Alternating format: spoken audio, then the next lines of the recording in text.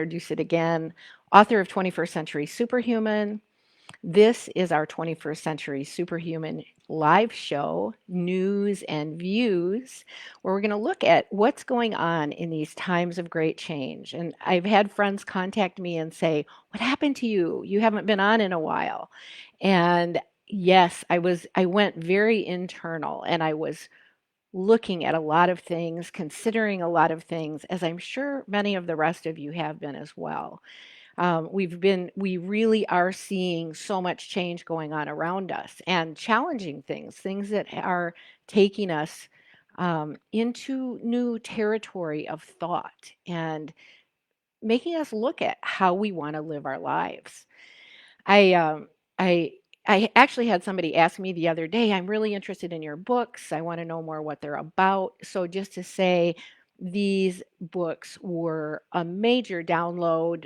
When I received them, I was just writing all day long, from morning till night with a scarf wrapped around my head, and I was getting like a cosmic download.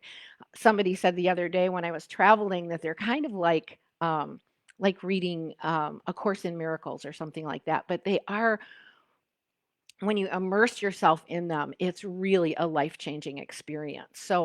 So far, we have the third edition. The books you see behind me are the third edition up on Amazon. Books one and book two, The Shift of the Ages and Mind, in the third edition. And I'm just finishing up editing the third edition of Spirit, which is book three, and Body. So those will be up really shortly. Book one is also up as an audiobook in Spanish and English. So you have to look for 21st Century Superhuman and look for the ones with Cary Kirastar Ellis. I actually changed my name on the book this time, and my name as the author, because I feel like I really am. Cary is kind of like my old 3D name, and it's a little hard. And I actually go by Kira or Kira, where I live, in a Spanish speaking area of the Yucatan of Mexico in a small Mayan village.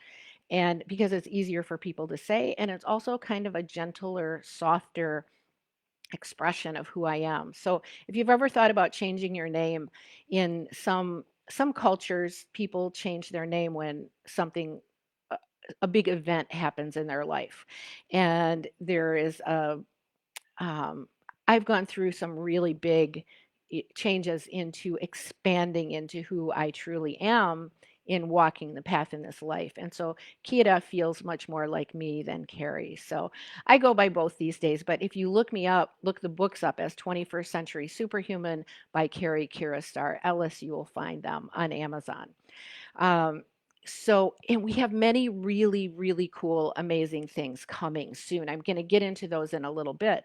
But first, I want to tell you, very recently, one of the reasons I haven't been on is because I had an abscess tooth and I had to have the tooth pulled and I had to wait for a partial to be made to go in that spot where that tooth was.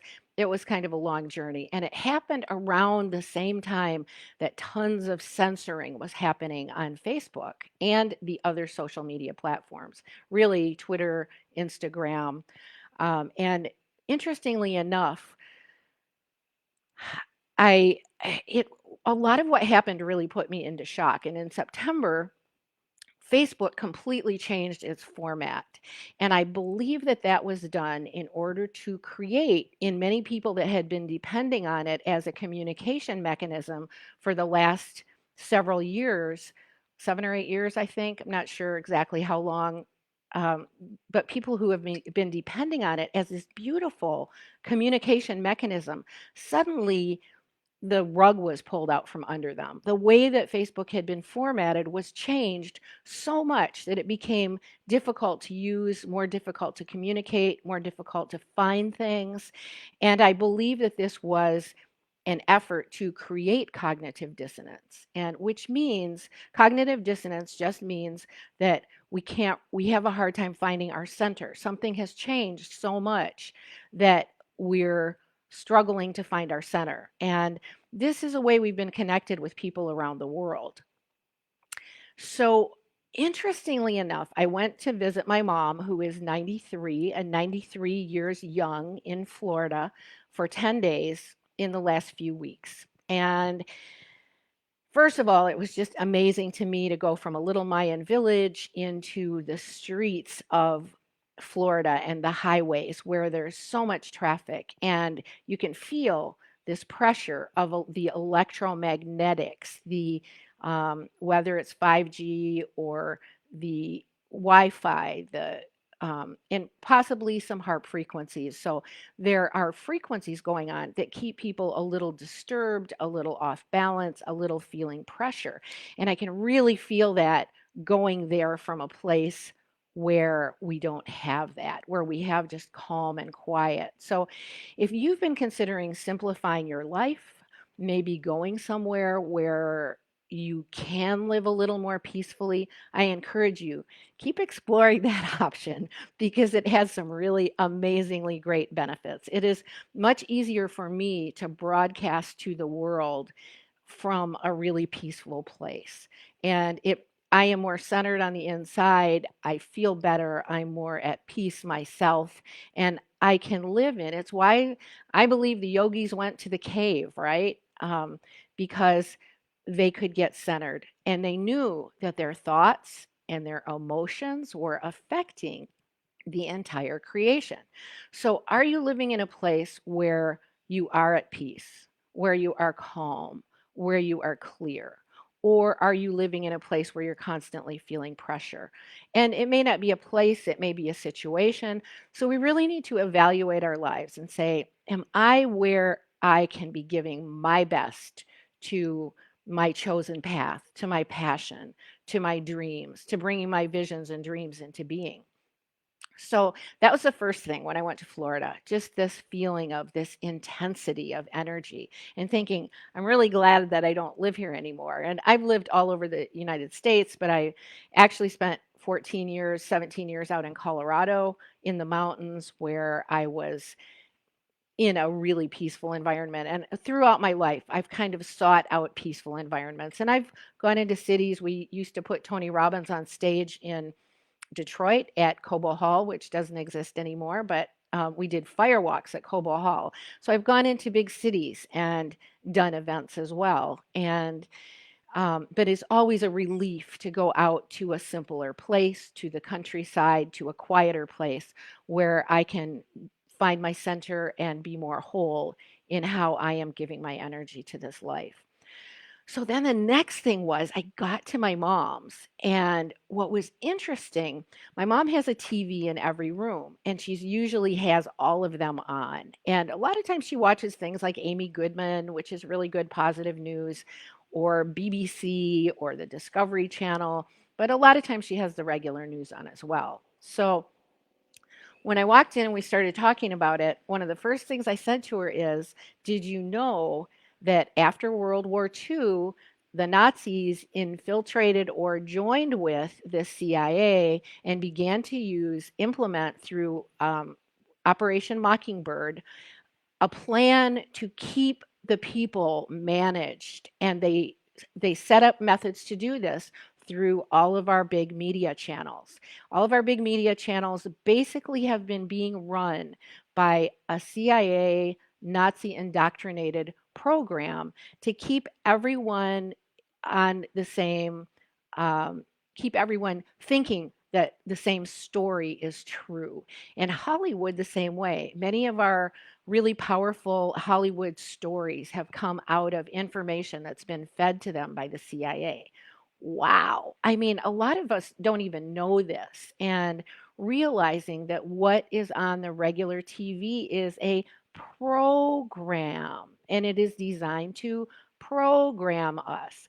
Interestingly enough, for me, when my dad was alive, he died 40 years ago, but when he was alive, and we were kids, he only let us watch like 2 TV shows a week, which was the best thing in the world. And for me, it was Walt Disney and Zorro or Davy Crockett or I don't know, Romper Room or something like that, when I was a little kid. And I never got into TV. I went and played outdoors and I began living this kind of life that didn't include TV. So I really have had very little of the conventional television programming in my world. And there's a freedom that comes with that. And there is an opportunity to think in new and different ways, to explore other kinds of news and other kinds of information.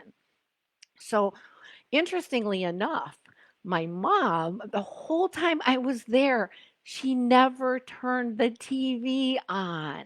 She was like so impressed and shocked with that information that I gave her that she literally never turned one of those TVs on the whole time I was there.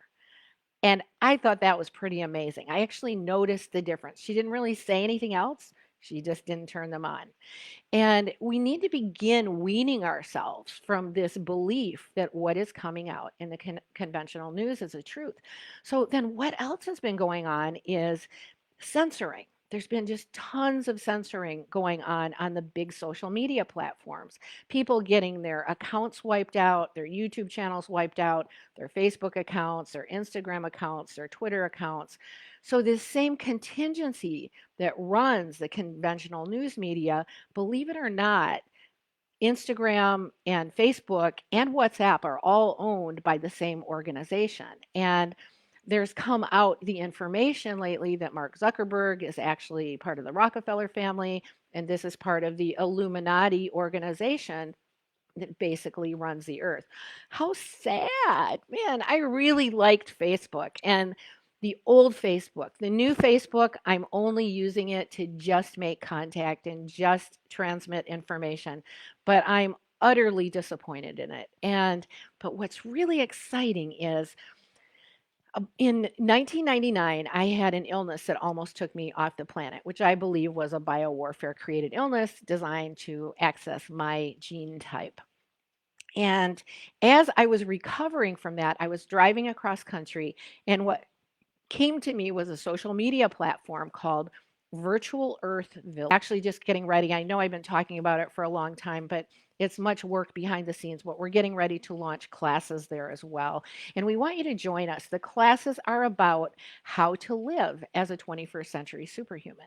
And so we want you to join us on those. So these are exciting things going on. So as I visited my mom, and she didn't turn any of the televisions on because she realized there might be danger in that kind of programming. Probably after I left, she turned them back on because it's what she's used to comforting herself with and keeping a dialogue going. However, um, it was really nice to not have the TVs on while I was there. And what's happening with my mom at 93, some of the rest of you may have elders in your life who are beginning to fade. It was interesting. I feel like we have a lot of elders getting ready to leave the planet right now. And being with my mom when I was sitting and talking with her, I felt like she was kind of transparent. You know, I used to think about death as this, well, you just go along and then you reach this point and then you're gone. However, what I started experiencing, John Wolf, hey, big love to you, brother. Good to see you. So, what I started experiencing with my mom is she almost had kind of a transparency. And I could feel that her spirit was already with my dad and with some of my ancestors who have left earlier, and we would talk about those, and as we talked about those, the room kind of filled up with this light, and it was a really amazing experience. And interestingly, as I left, my mom had a diagnosis that did concur that she's kind of on the path off the planet. We sort of knew that. We call it the long walk.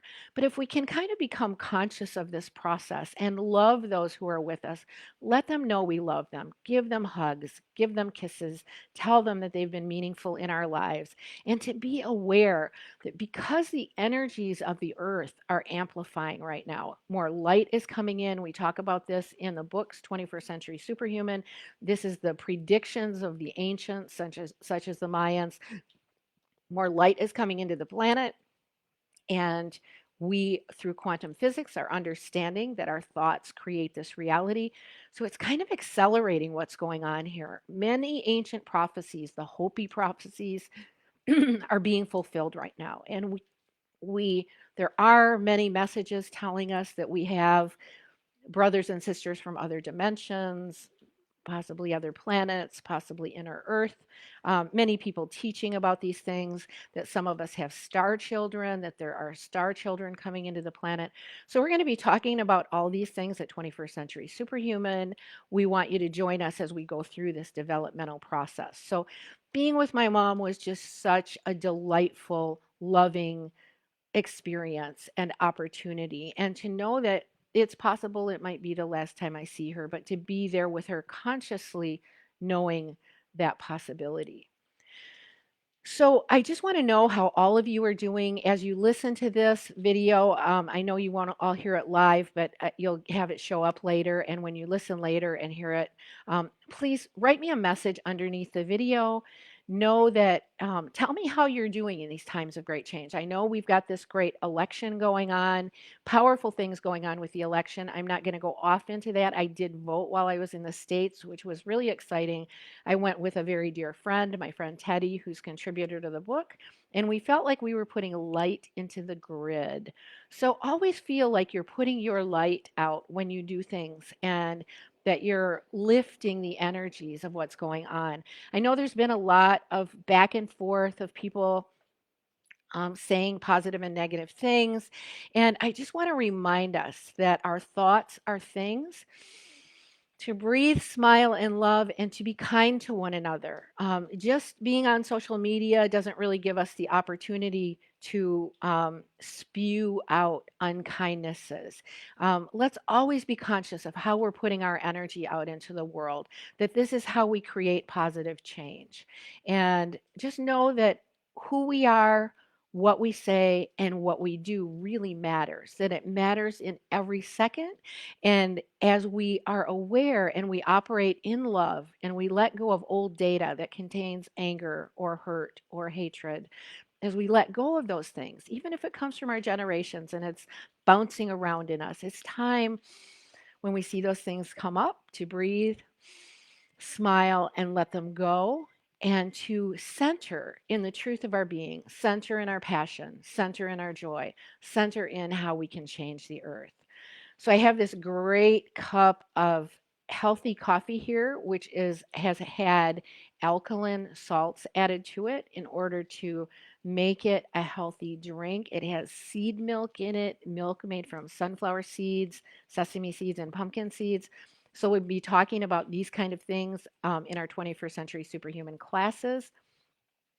Let's all remember, we are consciously creating the world that we live in, and it is time for us to step up to the plate, to live our passion, to find a peaceful place to live, to take care of our bodies in simple, kind ways, and to take care of one another. And as the Hopi Prophecy says, the river is moving very fast. Look around and see who is in the river with you.